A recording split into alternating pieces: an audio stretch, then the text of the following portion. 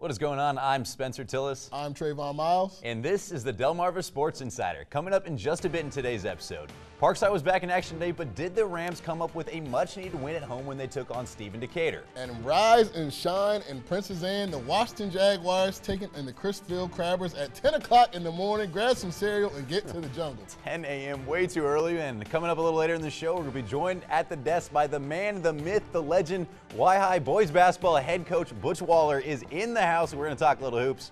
But first, we got a little something else to talk about. What's up, folks? Hope you are all inside, nice and toasty. A lot of games, Spencer, this week postponed because some snow or something going on outside. I guess that's what I'm hearing. That's what I'm hearing. So a lot of things got started late this week, and just when we thought we had some action, we kind of got some action that we didn't want to get.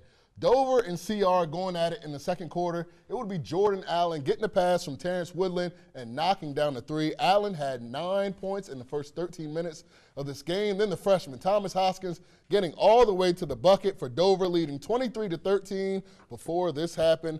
Massive fighting in the crowd. The teams would be taken off the court while the police cleared out the perpetrators. 15 minutes later, they brought the players back out to try to finish the game. And not even a minute after that, Spencer, more fighting in the stands, prompting police to call the game, and there is absolutely no place in high school athletics, or any athletics for that matter, for that type of behavior. And the worst part is that the kids suffer for it.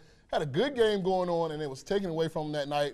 Tried to get comment from some Dover officials, but obviously no one wanted to speak on how embarrassing that situation is. They did finish this game up this morning with Dover winning 63-45. And Spencer, I think that's the most important part. Yeah, I agree. I mean, the most important part is the players had nothing to do with this, and yet those fans, the stupid fans that were in the stands, this is an embarrassing act, and they cost the players this entire thing.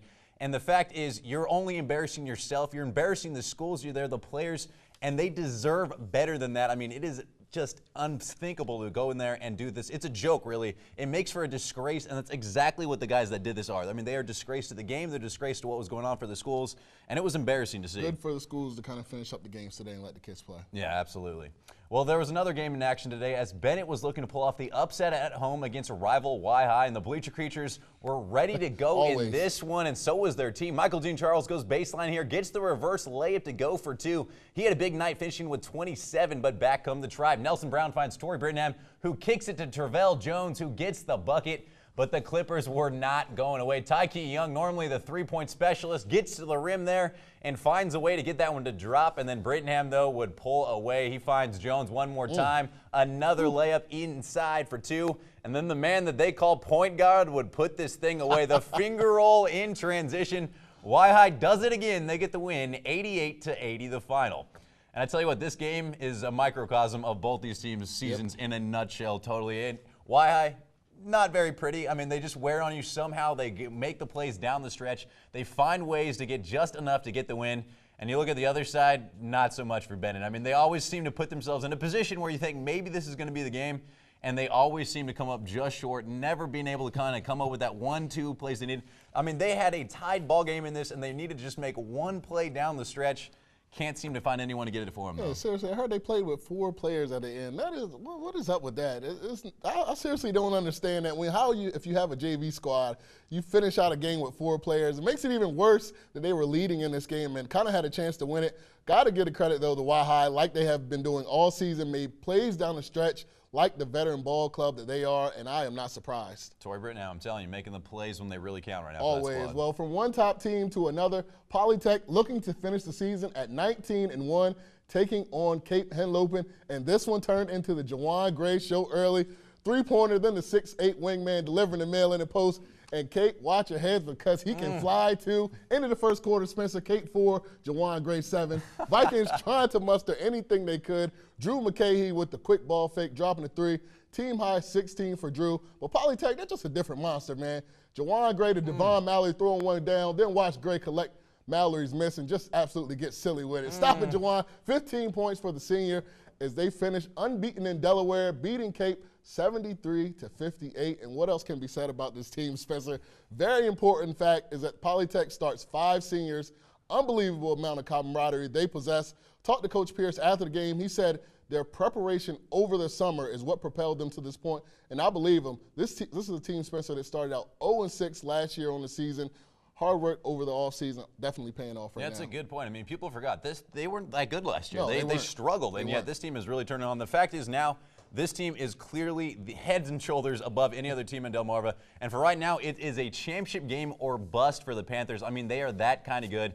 And I'm not saying that they need to necessarily win the championship game, but if they don't get there, I think this is going to be a true disappointment for the team. I mean, they come in, like I said, they are one of the top teams for a reason. They believe it. They want to hang a banner. They've said that openly, and they have the squad that might be able to get that done. Don't try to take the pressure off of them. It's states or bust. For a team like that, it is states or bust. So, well, we'll find out. Now, we had a big matchup last night with some huge ramifications in the Henlopen South as Lake Forest hosted Laurel.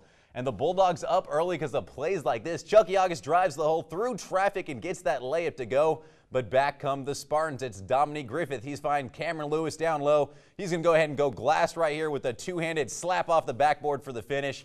Griffith this time takes the rock up the right side, right in front of the rim. He's going to miss the layup, but no worry about it because Amir White, he's there, got his back, cleans it up. Laurel would close the door in this one, though. Ray Pachenko comes up with the steal, the fancy move to get into the open court. He's going to find Reggie Green. He slides in for the easy score. Laurel does it again. They get the win, 66-53 the final.